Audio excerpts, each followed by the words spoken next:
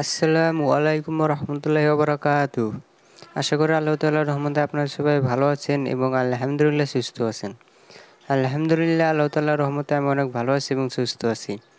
So আজকে আমি আপনাদের মাঝে আবারও চলে আসলাম সোনালী মুরগির ঠোঁট পুড়ায় দেওয়ার আগে কি ওষুধ দিতে হবে এবং ঠোঁট পুড়ায় দেওয়ার পরে কি ওষুধ দিতে হবে এসব যাবতীয় জিনিস নিয়ে।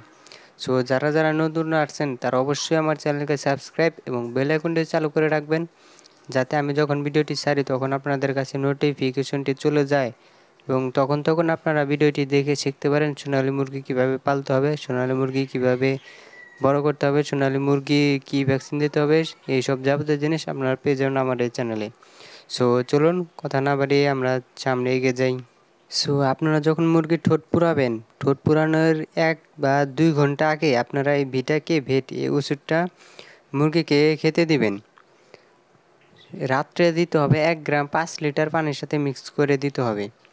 এর সাথে বেশি দিবেন না। 1 গ্রাম ওষুধ 5 লিটার পানির সাথে দিবেন অবশ্যই এবং ভালোভাবে পানির সাথে মিক্স করে তারপর তাদেরকে খেতে দিবেন।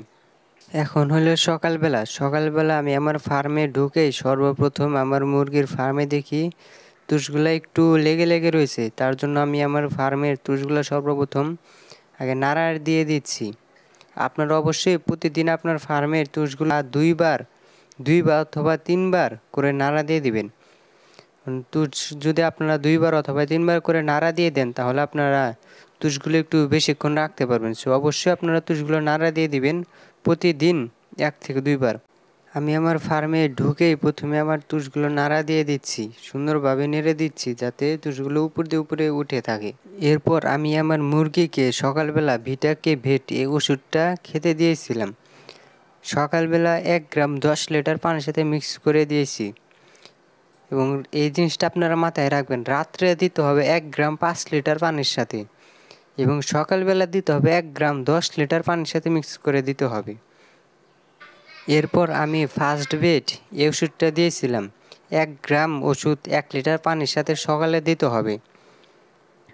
আমার মুরগির কিছু অসুখ থাকার কারণে আমি সকালবেলা এনজাইম এবং এসিমক্স এই ওষুধটা দিয়েছিলাম।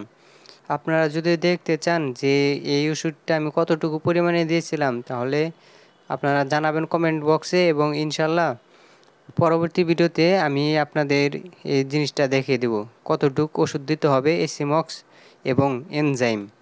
এবং এরপরে ওষুধগুলো দেওয়া শেষ হলে ওষুধগুলো আমার বাবা পানিতে গুলছে এবং পানির পটে ওষুধগুলো তুলে দেবে। এই সময়ে আমি আমার মুরগিকে খাবার দিয়ে দিচ্ছি। আমার যেহেতু আইডিয়া হয়ে গেছে 2 মগ করে খাবার দিলে মুরগিগুলো দুপুর পর্যন্ত খাবে, সো তাই আমি 2 পট করে খাবার দিচ্ছি এবং দুপুরবেলা আরেকবার খাবার দিয়ে দিব। আমি দেখছি আমার মুরগিগুলো আমার এই খাবার পটের মধ্যে ময়লা দিয়ে বোঝাই করে ফেলেছে। এর জন্য আমি আমার পটগুলো সুন্দরভাবে খুলে আগে ময়লাগুলো পরিষ্কার করে দিলাম এবং পটগুলো কিছুটা উপরে তুলে দিলাম যাতে এই মুরগিগুলো আবার খাবার পটে ময়লা না দিতে পারে এবং নোংরা না করতে পারে, কারণ নোংরা করলে তারা ওইটুকু খাবার আর খায় না বা খেতে পারে না। সেই জন্য আমার এই জিনিসটা মাথায় রাখতে হবে এবং খেয়াল রাখতে হয় সবসময় যে মুরগির এই খাবারের পটে কখনো যদি ময়লা থাকে তাহলে এগুলো আমার পরিষ্কার করে দিতে হয় এবং ময়লাগুলো পরিষ্কার করে দেওয়া শেষ হলে এবং খাবারগুলো দেওয়া শেষ হলে আমি আমার পানির পটে দেখছি আমার বাবা পানিগুলো বোঝাই করে ফেলছে এবং আমি আমার পানির পটগুলো নিয়ে আমার মুরগিকে খেতে দেওয়ার জন্য দিয়ে দিচ্ছি। সো এভরিওয়ান, আজকের ভিডিও এ পর্যন্ত রাখছি। পরবর্তীতে আবার দেখা হবে আপনাদের সাথে ইনশাআল্লাহ।